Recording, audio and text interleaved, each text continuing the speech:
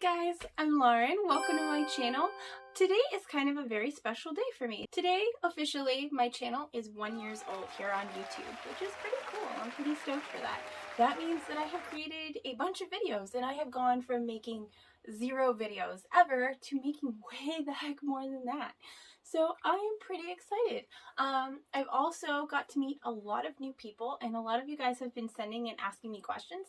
So today we are going to do a Q&A and I am going to answer all of your questions. So let's get into it. Okay, so the first question is, how did you get into plants? Honestly, this one is kind of a little bit difficult for me to answer because looking back, it's always been plants. It's just kind of one of those things that's just always been there. I grew up on a 10-acre farm.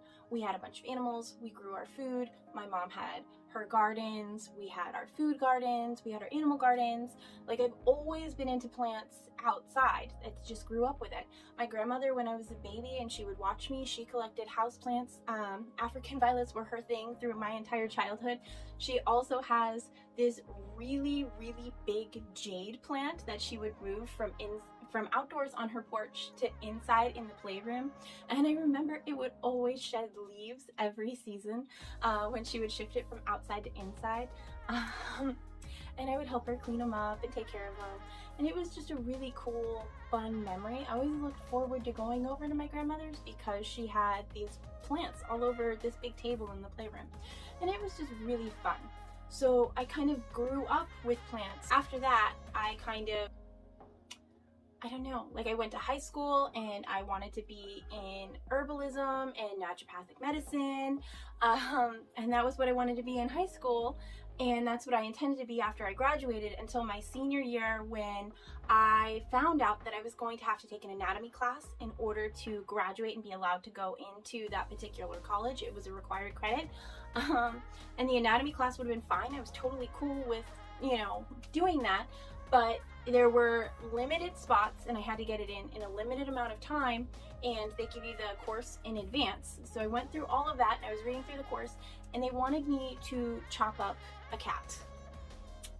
I grew up with cats. Cats are a big deal to me. They were a big part of my life. I've always had cats, very similarly to always had plants. I don't own a cat right now, but that's just because where we're at doesn't allow them. So I didn't take the class, bottom line, so I didn't end up going into naturopathic medicine, but I was still very much into plants. And then after that, met my husband and we moved around, we moved across country, and then we were working 3 jobs and taking care of my baby sister, and I kind of lost sight of the plants over the years. So I ended up picking up that passion again when I found out that I was pregnant with my 3rd. I don't know, if you're a mom of multiples, maybe you know, you get this feeling, but basically I got back into houseplants specifically when I found out I was pregnant with my 3rd, because I had gotten my second child to a certain age where they would be able to stay at home and hang out with daddy, you know, about 2 or so. And I was like, okay, so I started thinking about going back to school, finishing up my degree. I thought about, you know, going back to work a little bit, maybe getting a part-time job, just kind of continuing on. And then I found out I was pregnant again. Literally the same week I was reapplying to college, I found out I was pregnant again. So then I was like, okay, to heck with this. And I went and bought a house plant. I bought an aloe plant. So I guess that was technically, I bought an aloe plant. So I guess that was technically when I started getting into houseplants purposefully. But before that, it was just always plants. I've always grown up with plants. I was always into plants. So I just didn't take the time when I was working so much and raising kids and, you know. So now I have a lot of plants. My littlest one is almost 2. He'll be 2 in 2 days. So, you know, I've definitely accumulated quite a bit of houseplants, and I have been actively participating and collecting with the plant community for a couple of years now. And that's kind of how I got into them. It was just like, well, if I'm going to be stuck at home, you know, doing nothing else but caring for people for another couple of years, I might as well care for some plants too. I don't know, does that make sense? So, not that I'm complaining or anything about being a stay-at-home mom, because it's amazing. Like, I love my kids, I love being home, I love helping my husband out, I love having the opportunity to be creative and make these videos and having some time to be able to connect with you guys, I really like that this has come into being. It wasn't really something I intended, but I'm really glad that it happened. So anyway, so I hope that kind of answers that question. I know I kind of rambled on a lot there and went into way deeper history. I'm sorry. Anyway, next question is, what is your biggest plant peeve? Like planty pet peeve, I guess? That one's kind of hard. I'm not sure if you mean like something that plants do or something in the plant community. I think my biggest planty pet peeve would be the purposeful spread of misinformation in our community. People do it for likes and attention. They will purposefully go out of their way to find like these hacks and stuff, and then they will share them for attention in the various social media groups, or they'll put them in blogs because they've been misshared and spread in previous blogs that did very well. So they will continue to share that misinformation, and I really, really dislike that.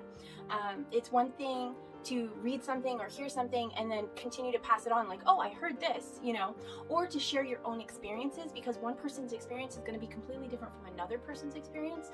So everything is not always going to be the same and work the best for people, but to purposefully go out of your way and you know it doesn't work and you know it's not scientifically valid and you promote it anyway in order to get Instagram likes or TikTok shares or, you know, YouTube clickbait, that is my biggest pet peeve. I think that bothers me a lot. Another thing that really bothers me is death plugs. Putting the fiber, whatever kind of fiber, and I have even seen plastic mesh. Like, I know there are people out there that say that it'll biodegrade and it doesn't make that big of a difference, but I have had actual plants with blue plastic mesh all over them be so root bound and die in this pot. Like, if I didn't know enough to go and repot it and save it, that plant would have died because somebody was too lazy to take it off, or it just wasn't built into the time frame for these people to package their plants, or whatever. Somebody somewhere purposefully dropped the ball to make that happen, and then me as a consumer suffered. You guys as consumers probably unknowingly suffer. So that is another thing that I absolutely freaking hate. Death plugs. That, just take it off. Just take the extra half a minute to take it off. Okay, and then we can all move on with our lives and not have these problems. What bugs me about plant care itself? I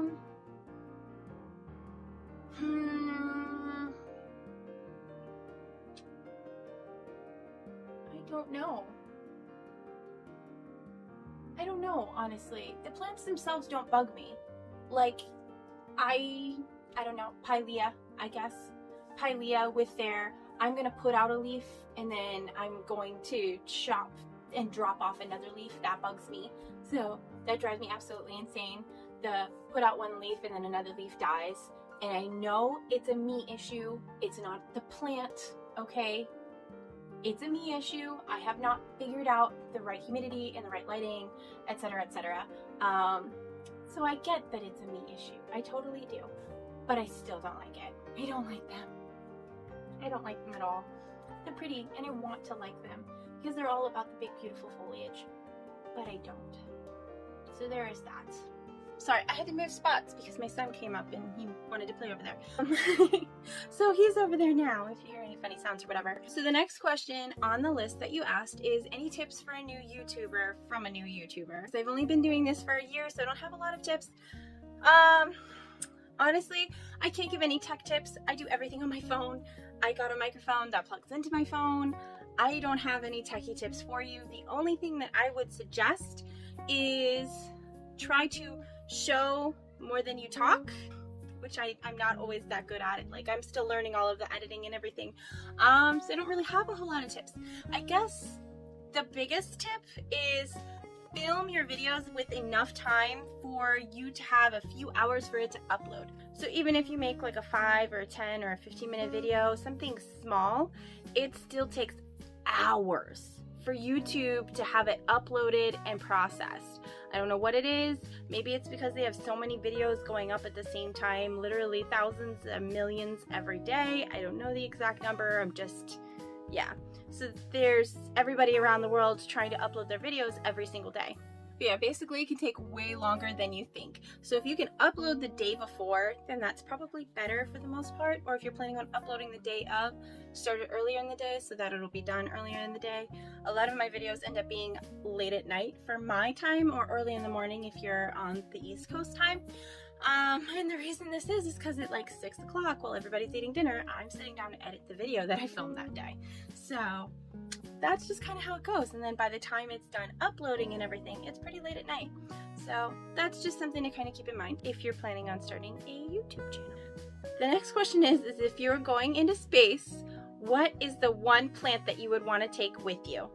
And for me, honestly, I would have to say, let me get it. I'd have to say that it's going to be the philodendron heterazia, the heartleaf philodendron. The reason being, it grows really quickly, it requires minimal nutrients, it is an epiphytic plant, so it wouldn't need a lot of soil, it can grow really large and make that jungle vibe and help purify the air and whatnot. But then on like a more realistic collector perspective, there are so many different ways you can mutate it through lighting and whatnot to get the other different varieties. For example, the philodendron Brazil, the philodendron Rio, even the Micans, I believe, comes from this particular type of plant. They're all mutated variations of it. So I would have so much fun trying to mutate this and make this work. It'd be so cool. So that is one of the reasons why I would choose this plant for sure to come with me into space. Because if you're only going to be stuck with one plant for the rest of your life, you want one that you can turn into many, many plants and many, many different kinds of plants. Next question is, any calcium recommendations for peperomia? This is a really excellent question because peperomia are usually calcium deficient, or they'll need more in their soil because they use it up quite a bit faster than any other plant. I don't know. Are there any soil experts like from Brazil that could speak on this? Because peperomia are from Brazil and they seem to be one of the only plants that seems to be really low in calcium all the time, and you need that extra supplementation even if you're giving them a full fertilizer. For me personally, I don't do it as often as I should, so like especially my peperomia pink lady over there is really needing a boost right now. But there is the Botanicare CalMag. Calcium and magnesium, and they just have it broken down so that the plants can absorb it. You just give them a little bit.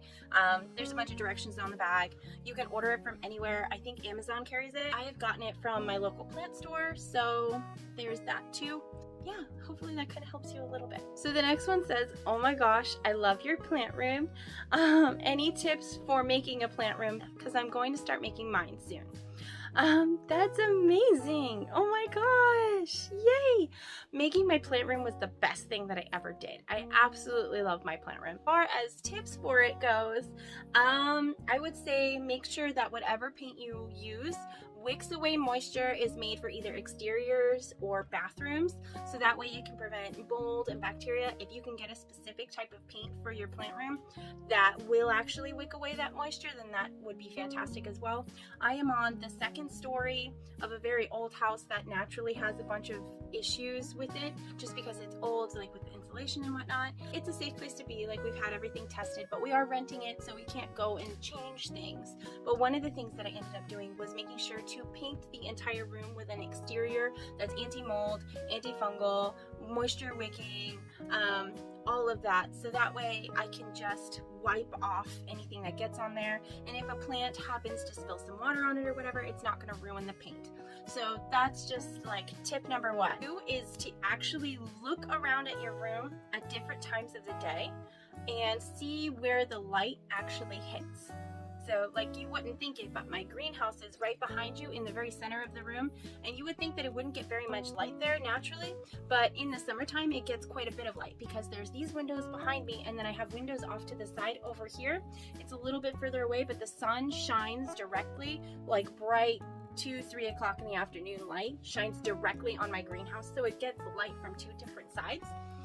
So that is something, like at first I thought I would put it over here because it would get light directly from these windows, you know? I hope that kind of makes sense, the way of angling things. Like you're set kind of in the center of the room, and then I have my back over here. So right over here is a wall, and this is where I had my greenhouse. and it didn't get as much light as I thought it was going to, like half the light, because these windows are kind of tall and tiny. So half of the greenhouse wasn't getting any light at all, but I moved it to the center of the room, and that's where it's getting the most light. So if I had paid more attention over the course of setting up this plant room, then I would have known that from the start, and I wouldn't have had to move things around as much. So that is another thing to keep an eye out for. Hanging planters. If you do decide to do hanging planters, make sure that if you are using the, oh shoot, what is it called? I don't know. The whiteboard stuff that's in everybody's houses nowadays, that's like chalky when you go peeling through it. Drywall. There we go. So if you have a home with drywall and you're going to hang your plants, it took forever to get there. Oh my god. But if you are going to hang your plants in drywall, make sure you use the little alligator hooks, and that way they'll not fall down and your plants will stay safe in there. I did get some really cool big metal hooks from Amazon too, so I will try to show those and link those and whatnot. They're my favorite hooks because they're actually plastic covered and they are white, so they'll blend in with the drywall color, and then they will not tear up whatever hooks and hangers you hang on them because they're plastic coated. So that's kind of nice. You're not ruining your plant hangers hanging them, and you know it's sturdy and stable. Win-win. The very last question is going to be, do you have any other hobbies or things that you like to do outside of collecting plants? I'm a mom. I don't know if that counts as a hobby, but it takes up like 90% of my time. I'm a mom to 3, 2 boys and a girl. So there is that. I crochet. I'm a huge actual physical book nerd. You may have noticed like my bookshelves around places in my previous videos. So super huge book nerd, in particular sci-fi and fantasy. I'm also a sci-fi fantasy nerd as far as my TV shows go as well. So like I did Lord of the Rings, I did Game of Thrones, I am a Doctor Who fan, I am a Star Trek fan. Currently I am watching on Amazon the Wheel of Time series. It's very similar. I read the books as a child, similar to the Harry Potters, but for adults. I guess I couldn't compare them to Harry Potter. That's kind of a bad analogy. It's written, the storyline is written more like a Game of Thrones or a Tolkien-esque novel, so it's very similar to that as far as content goes. But I read it as a child, and the nostalgia for me is similar to those who read Harry Potter as a child and now watch it as an adult and have that nostalgia, you know. So watching this show it's really awesome. It's kind of like, you remember as a kid you watched Star Wars, the original Star Wars, and you were waiting to figure out what the heck happened to Darth Vader, and then you finally get the story of Darth Vader and you're really hoping it's going to be cool. That feeling, or not the feeling afterwards when it was absolutely terrible, but the feeling of hope. If that makes any sense. Oh my god, I probably just offended so many people. I'm sorry. I was disappointed with that storyline. Anyway, I'm getting off track. But yeah, so I'm watching the Wheel of Time series on Amazon. It's pretty cool. Definitely check it out. So these are the books. I've had them since I was little kid. So I do want to start rereading these actually. So I have these. That's it for books and shows. Let me know if you're into this nerd stuff too, because I don't know. I'm kind of dabbling in it in TikTok a little bit. And then it's kind of spilling over with Instagram. But anyway, I'm trying to think of what else.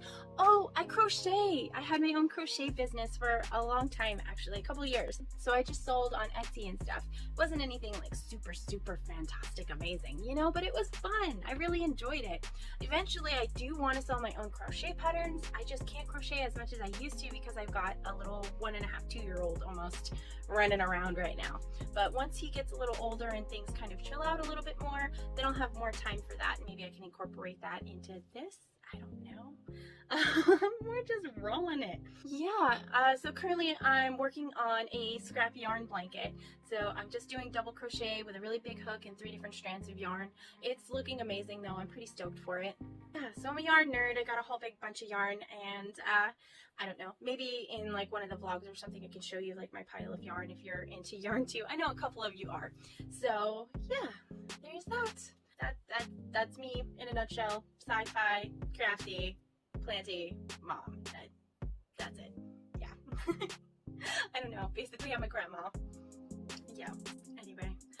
Alright. I have rambled on long enough. I really appreciate you taking the time to watch, and I really thank you for all your questions. I did not expect to have so many, and I definitely didn't expect the different kinds, and I expected more plant questions than personal questions, so that was a little different.